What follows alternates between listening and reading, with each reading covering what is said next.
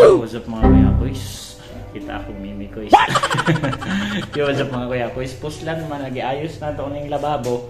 So, limpyuhan na lang sa nato ang antik ni mama nga butanganan sa plato. Let's go.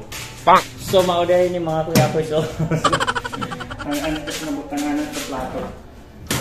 Ayan, so, ito, makikita ninyo. Ayan, so, soon. Sana mapabuksan natin yung gripo. And may lagayan pa ng kutsara dito.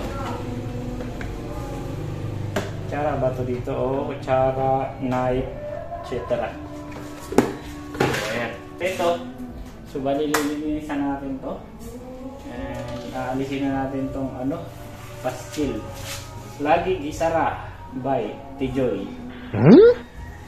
Iitisin tayo. Grabe, paalala naman na ito ni Ate Joy. Oo. Ayan, tinago lang ito ni Ate Joy, pero bali kay mama to. Tapos tinago niya nung umalis kami. Kaya ngayon, buksan na natin. Pag nakita ito ni mama, alam ko matutuwa yan. Kasi, alam mo nung gano'ng kasarap sa pakiramdam mo is na yung gamit mo, yung mga previous gamit mo is makikita mo pa rin, no? At magagamit pa rin. So, kaya hindi na ako bibili ng bago. Ito na lang. Magamitin natin to. At ayan, ba't naka-screw yung nito? Ayan. So, naka-screw pa yung original yung hawakan mga boys.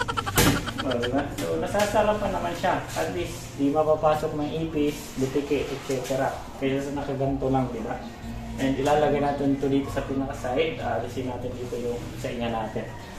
And ayun, time-lapse muna tayo kasi lilinisan natin to. So ayun mga kuya kuys, gamit-gamit ang barita na sabon at kapirasong damit na kuhilyo ay lilinisin natin to. Ganto naman ang unang panahon, damit at bareta yung pinanghuhugas sa plato. Kaya ngayon na wala tayong pambili ng sponge, balikan natin to. Ang importante sa mahalaga mga kuya kuys ay malinis natin to.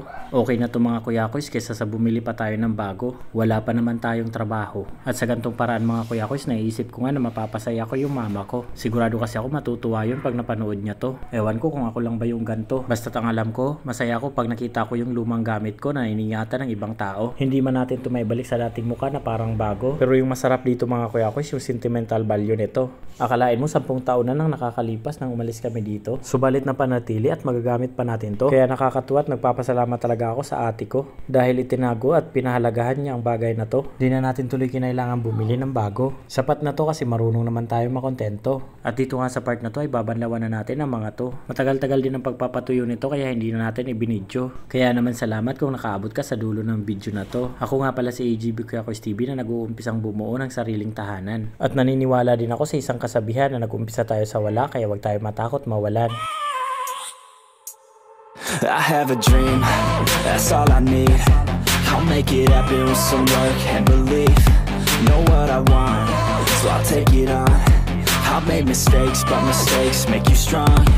Let's break it down for a minute. I want the crown, I'm gon' get it. You hear me loud, man, I'm winning. Yeah, Charlie Sheen will be grinning.